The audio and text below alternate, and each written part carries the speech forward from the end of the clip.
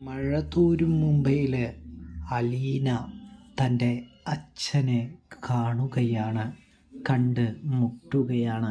ഒടുവിൽ അച്ഛൻ്റെ വീട്ടിൽ താമസവും തുടരുകയാണ് എന്ന് കാണാനായിട്ട് സാധിക്കുന്നുണ്ട്.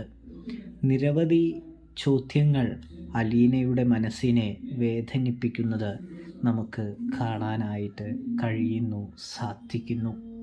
എന്നിരുന്നാലും അലീന ഒടുവിൽ ആ ഉത്തരത്തിലേക്ക് എത്തുകയാണ്. അച്ഛൻ, അതായത് ബാലചന്ദ്രൻ എന്ന വളർത്തച്ഛൻ ചെയ്തത് തന്നെയാണ് ശരിയെന്ന് അലീന മനസ്സിലാക്കുകയാണ്. അതായത് തൻ്റെ സുരക്ഷിതത്വം മുന്നിൽ കണ്ടാണ് അച്ഛൻ ഇങ്ങനെ ഒരു